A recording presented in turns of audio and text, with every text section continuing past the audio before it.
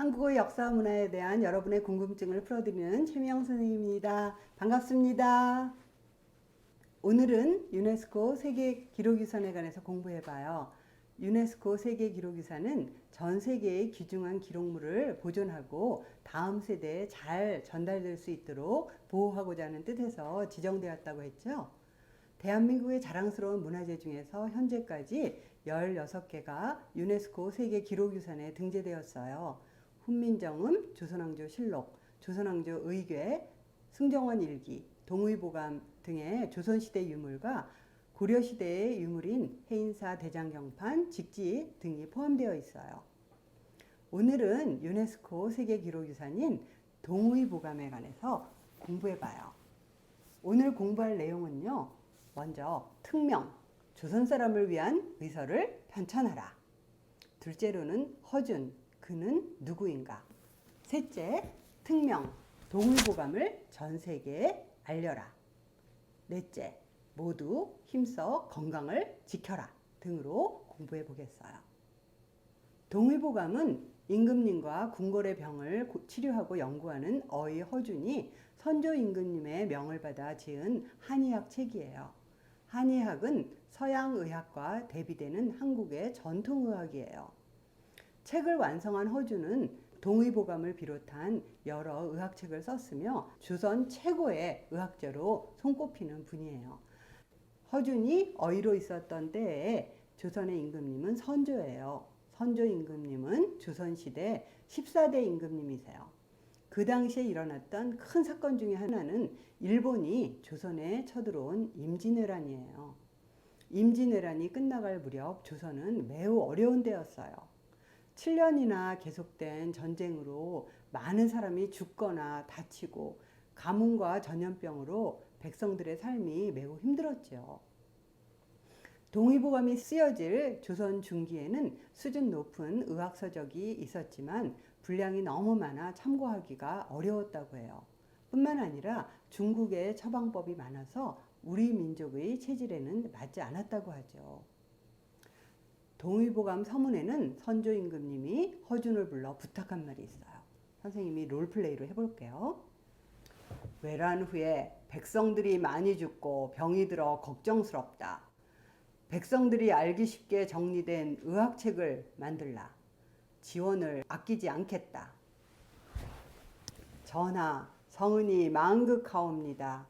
또한 병이 생기기 전에 예방할 수 있도록 하는 것이 매우 중요하옵니다. 이렇게 선조 임금님은 백성들이 병으로 앓는 것을 걱정해서 나라에서 지원을 할 터이니 백성들이 알기 쉽게 정리된 좋은 의학책을 만들 것을 당부했다고 적혀 있어요. 자, 그럼 이제 좀 더 자세히 알아보겠어요. 책 이름이 동의보감인데요. 도대체 무슨 뜻일까요? 동의는 조선의학, 즉 조선의 실정에 맞는 의학이라는 뜻이에요. 중국 한의학으로부터 독립된다는 뜻으로 동의라고 불렀죠. 보감은 다른 사람이나 다음 세대의 본보기가 될 만한 매우 귀중한 책이라는 뜻이에요. 즉 동의보감은 중국과 조선 한의학의 핵심과 경험을 모아 많은 양의 치료법을 잘 정리한 백과사전이라고 할 수 있을 거예요. 동의보감은 허준 선생님이 편찬했다고 했죠. 선조 임금님 때 시작하여 그 아들인 광해군 2년 1610년에 완성했고 1613년에 책으로 편했어요. 그럼 허준 선생님은 어떤 분이셨을까요? 25권이나 되는 많은 양의 책을 컴퓨터도 없는 때 직접 손으로 써가면서 책을 만든다는 것은 정말 힘들고 큰 일이었을 것 같아요. 허준 선생님의 어린 시절부터 청년 기록은 많지 않아요. 서자로 태어나서 의술을 익히고 30대 초반에 벌써 유명한 의사가 되었다고 해요. 선생님은 허준이 주인공인 드라마를 재미있게 보았는데요. 많은 사람들이 막 허준 선생님의 치료를 받으려고 막 몰려왔어요. 그러니까 옆에서 돕는 분이 줄을 서시오, 줄을 서시오 하고 여러 번 외치던 그런 장면이 생각납니다. 허준은 37세에 임금님의 병을 고치는 어의가 되었어요. 그리고 왕세자였던 광해군의 두창, 스몰팍스죠,를 치료해서 임금님의 신의를 얻게 되었죠. 당시의 두창, 즉 천연두는 엄청나게 무서운 병이어서 누구도 치료를 하려고 하지는 않는 병이었어요. 그때 허준이 광해군의 병을 고친 거예요. 조선시대의 어인은 임금님의 병을 고치는 의사이므로 잘하면 의수를 인정받는 자리이기도 했지만, 임금님의 병을 고치지 못하거나 임금님이 혹시 병으로 죽기라도 하면 큰 벌을 받기도 하는 그런 자리이기도 했어요. 다른 사람들이 감히 나서지 못하는 상황에서 병을 고쳐야 한다는 그런 용기가 없었다면 죽음을 무릅쓰고 결코 내릴 수 없는 그런 결단이었을 것 같아요. 임진왜란이 일어나자 많은 사람들이 자기 목숨을 지키기 위해서 도망가 버렸어요. 그때도 허준은 임금님을 모시고 피난을 갔지요. 그때 많은 고생을 했고 수많은 백성들의 죽음과 고통을 보면서 안타까움을 느꼈을 것 같아요. 임진왜란 막바지에 선조 임금님의 명으로 허준과 다른 의사들이 모여 백성들을 위한 의학책인 동의보감 편찬을 시작했어요. 그렇지만 중간에 다시 전쟁이 일어나서 끝마치지를 못했어요. 결국 허준이 끝까지 이 일을 마쳐서 시작한 지 14년 만인 1610년에 겨우 책을 완성할 수 있었어요. 광해군은 기뻐하며 말을 하사했다고 해요. 그 후에도 허준 선생님은 후배 의사들을 가르치다가 77세에 돌아가신답니다. 여러분, 허준 선생님의 생애에서 어떤 단어가 생각나나요? 선생님은 용기, 도전, 불굴의 의지, 애민정신, 이런 단어가 떠올라요. 여러분들도 허준 선생님의 삶에서 배울 점을 한번 찾아보세요. 자, 동의보감의 내용은 어떻게 구성되어 있을까요? 동의보감은 전체 25권이에요. 내경편, 외형편, 잡병편, 탕액편, 친구편으로 되어 있어요. 내경은 인체 내부와 관련된 사항이고요. 내경책 처음에 오늘날의 신체 해부도와 비슷한 신형 장부도가 있어요. 오늘날의 신체 해부도와 조금 다르지만 그때에도 신체 내부의 모습을 그림으로 그려 놓았어요. 외형은 몸 바깥의 병에 관한 책이에요. 그리고 잡병은 각종 질병과 응급요법과 처방에 관한 것이죠. 산부인과와 소아과에 관한 내용도 포함되어 있어요. 탕액은 우리나라에서 난 한약재 및 그 사용 방법에 관한 내용이고요. 침구는 한의학 도구인 침과 뜸에 관한 책이라고 해요. 한의학에서는 진맥, 뜸, 한약, 침, 부항 등으로 병을 치료한답니다. 동의보감에는 2000여 가지 병에 관해서 적혀 있다고 해요. 그리고 4000가지의 처방이 적혀 있고요. 그리고 1400종의 한약재를 소개했어요. 동의보감에 기록된 한약재는 조선 사람들이 주변에서 쉽게 찾을 수 있는 나무, 과일, 곡식, 채소 등이 있어요. 1400종이어서 모두 소개하지는 못하지만요. 몇 가지만 선생님이 소개할게요. 예를 들면 풀 종류에는 인삼, 쑥, 국화류가 있고요. 과일 종류에는 귤 껍질, 대추, 밤이 약재로 사용된다고 해요. 야채류에는 배추, 도라지, 상추 등이 사용되고요. 곡식 종류에는 우리가 흔히 볼 수 있는 콩, 팥, 보리가 포함되어요. 나무 종류에는 계피, 무궁화, 오가피 등이 약으로 쓰인다고 하는데요. 여러분 처음 들어본 식물도 있나요? 그렇죠? 그렇지만 배추, 상추 등의 한국인들이 자주 먹는 채소가 약재라고 하니 조금 놀랐어요. 그리고 대한민국의 국화인 무궁화도 한약의 재료가 되네요. 선생님도 처음 알았어요. 모든 채소와 과일을 골고루 잘 섭취하여 건강히 지내면 좋을 것 같아요. 여러분, 그러면 동의보감은 왜 한의학에서 매우 귀중한 책이라고 불리울까요? 첫째, 조선 땅에서 나는 약재료와 그것으로 만든 약의 중요성을 알리고 사용하게 했어요. 이를 위해서 약재료의 이름을 한글로 표기해서 쉽게 찾을 수 있도록 했지요. 여러분, 신토불이라는 말이 있는데요. 몸과 땅은 둘이 아니고 하나라는 뜻이에요. 자기가 사는 땅에서 나온 농산물이 체질에 잘 맞음을 일컫는 말이죠. 동의보감은 신토불이를 실천한 책이라고 할 수 있어요. 또한 당시에 많은 국내외 의학책들을 참고하여 편찬했기 때문에 내용이 풍부하여 경험이 적고 시간이 없는 의원에게 매우 유용했어요. 의학 백과사전이라고 해도 과언이 아니겠죠. 그리고 세계 최초로 예방의학을 강조했어요. 병이 는 후에 고치려 하기보다는 병이 나기 전에 몸을 보호해야 한다는 관점을 강조했지요. 오늘날 세계보건기구인 WHO가 중시하는 신체적, 정신적, 사회적으로 건강과 안녕이라는 그런 이념을 이미 400년 전부터 실천하고 있었어요. 이런 이유로 인해 조선의 의학 수준을 세계에 널리 알리게 되었고 아시아 의학 발달에 공헌을 하는 계기가 되었죠.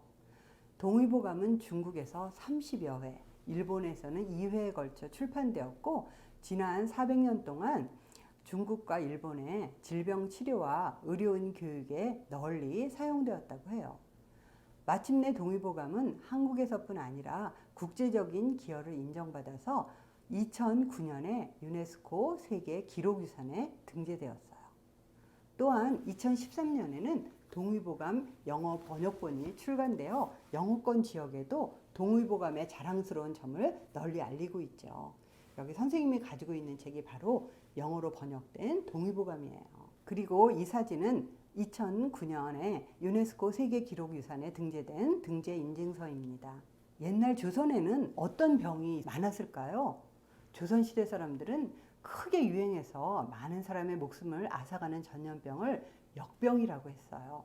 그들이 무서워했던 병은 홍역 또는 두창이라는 천연두 같은 병이 있었는데요.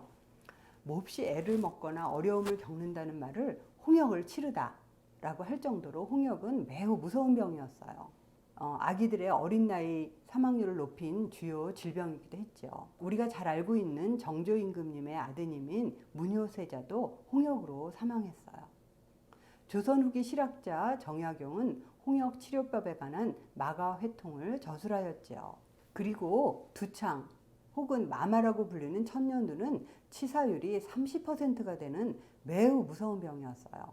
허준 선생님이 바로 그 왕세자의 두창을 치료했다고 했죠. 여기 사진에 나온 사람은 1774년 제작된 무과 합격자 초상화인데요. 18명의 합격자 그림 중에서 3명의 얼굴에 천연두 흉터가 있어요. 천연두는 70년 전인 1951년 한국 전쟁 중에서도 한국에서 4만 명이 감염되어서 11,530명이 사망했다고 해요. 천연두는 1979년에 완전히 박멸되었다고 세계보건기구가 선언했지요. 허준 선생님은 병이 걸리기 전에 미리 예방하는 것이 중요하다고 가르쳐 주셨어요. 허준 선생님이 가르쳐 주신 예방의학이 있는데요. 다 함께 같이 크게 읽어볼까요? 첫째, 해가 뜨면 일어나고 해가 지면 잠자리에 들라. 둘째, 희노애락을 잘 조절해라. 세 번째, 병이 생기기 전에 건강하도록 미리 예방하라. 첫 번째 문장은요, 쉽게 말하면 일찍 자고 일찍 일어나라는 뜻이죠. 자, 이거는 우리가 실천하기가 쉽겠죠? 자, 우리 모두 꼭 실천해요. 두 번째, 희노애락은 무엇이죠? 희노애락은 기쁨, 노여움, 슬픔, 즐거움이라는 뜻이에요. 곧 사람의 여러 가지 감정을 이루는 말이죠. 병이 안 나려면 자기의 감정을 잘 조절해야 한다는 뜻이에요. 그리고 세 번째로 병의 예방을 강조하셨어요. 건강한 생활을 위해 습관적으로 해야 할 일도 알려주셨는데요. 우리 함께 읽어보고 한번 해볼까요? 첫째, 두 손바닥을 뜨겁게 비벼 눈을 눌러주면 눈이 좋아진다. 두 손가락을 뜨겁게 비벼 눈을 눌러주면 눈이 좋아진다는 거죠. 둘째, 머리카락을 자주 빗고 얼굴을 자주 두드려라. 얼굴을 자주 두드리면 좋다고 하네요. 셋째, 손으로 귓바퀴를 계속 비벼주면 귀가 밝아진다. 귓바퀴는 여기를 말하죠. 그래서 이런 데를 자꾸 마사지를 해주라는 뜻이에요. 근데 자, 어떠세요? 기분이 좋아졌나요? 우리 아침 저녁으로 한 번씩 꼭 해보세요. 자, 요즘도 여러 가지 바이러스성 전염병이 세계적으로 유행을 하고 있어요.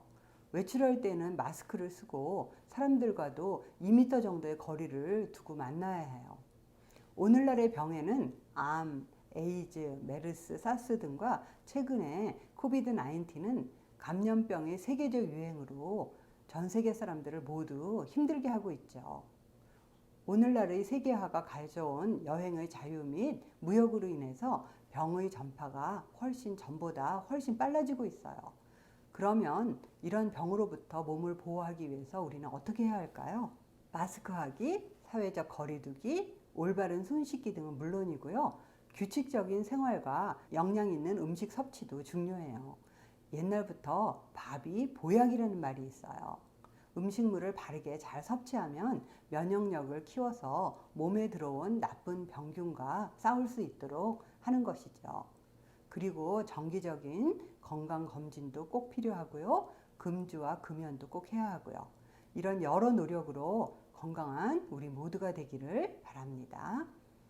오늘 우리 유네스코 세계기록유산인 동의보감에 관해서 공부했어요.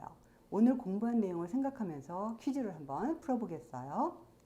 자, 1번. 조선시대 의학책으로서 유네스코 세계기록유산에 등재된 책 이름은 무엇인가요? 오늘 배운 책 이름이죠. 바로 허준 선생님이 쓰신 동의보감입니다. 자, 두 번째. 동의보감이 쓰여지기 전 일본이 조선에 쳐들어온 전쟁은 무엇입니까? 네, 임진왜란이라고 했죠. 네, 가로 안에 알맞은 말을 적어보세요.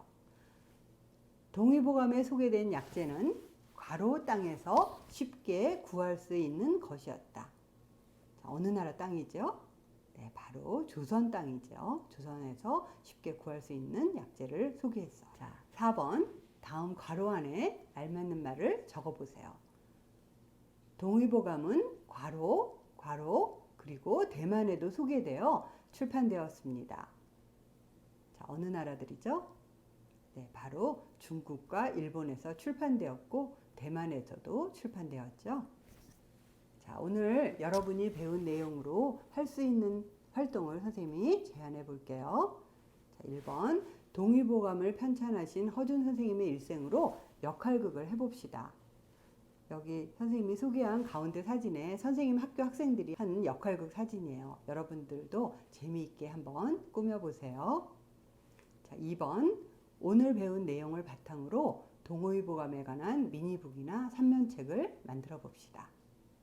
3번. 동의보감의 중요성과 가치를 널리 홍보할 수 있는 포스터나 동영상을 제작해 봅시다. 여기 사진에 보면 학생들이 포스터를 제작했어요. 그림까지 그리면서 정말 멋지게 만들었죠? 여러분들도 한번 제작해서 홍보해 보세요. 오늘 허준 선생님이 편찬하신 동의보감에 관해서 공부했어요. 공공의료에 관한 개념이 없을 때 백성을 병으로부터 구하고자 하는 마음으로 동의보감을 편찬하신 조선 최고의 의학자 허준 선생님의 의지와 그런 애민사상 그리고 노력을 배우는 우리 모두가 되기를 바랍니다. 그럼 우리 다음 시간에 만나요. 안녕.